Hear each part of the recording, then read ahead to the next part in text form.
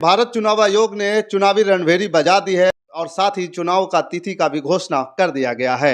झारखंड की 14 सीटों पर लोकसभा चुनाव का भी ऐलान हो चुका है। झारखंड में 4 चरण में 14 लोकसभा सीटों पर वोटिंग होगी और कब कब किस लोकसभा सीट पर वोटिंग होने वाली है, कब नामांकन होने वाला है, आइए इस खबर में जानते हैं। नमस्कार, मैं हूं पवन चंचल और आप देख रहे हैं जन जोश न्यूज। अगर आप इसे फेसबुक पे देख रहे हैं तो फॉलो कीजिए और यूट्यूब पे देख रहे हैं तो सब्सक्राइब कीजिए। चुनाव आयोग ने लोकसभा चुनाव की तारीखों का ऐलान कर दिया है। देश भर में लोकसभा चुनाव कुल 7 चरणों में होंगे। इसमें पूरे झारखंड में 4 चरणों में लोकसभा चुनाव के लिए वोटिंग कराई जाएगी।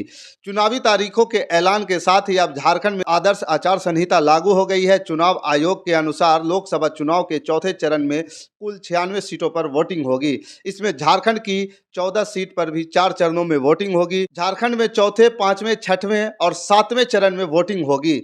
इस दौरान चौथे चरण में 4 लोकसभा सीटों पर 13 मई को, पांचवें चरण में 3 लोकसभा सीटों पर 20 मई को, छठवें चरण में 4 सीटों पर 25 मई को वोटिंग होगी और 1 जून को आखिरी चरण में झारखंड की 3 लोकसभा सीटों पर वोटिंग होगी।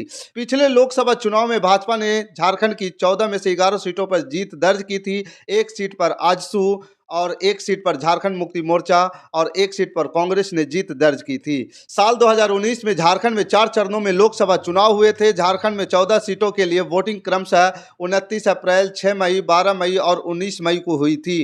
वोटिंग के बाद 543 लोकसभा सीटों पर वोटों की गिनती 23 मई को हुई थी, जिसमें भारतीय जनता पार्टी के नेतृत्व वाले गठबंधन एनडीए ने सरकार बनाई थी। पिछले लोकसभा चुनाव में पहले 29 अप्रैल को झारखंड की 3 सीटों पर चुनाव हुए थे। इनमें से झारखंड की चतरा, लोहरदगा और पलामू लोकसभा सीटें शामिल थी।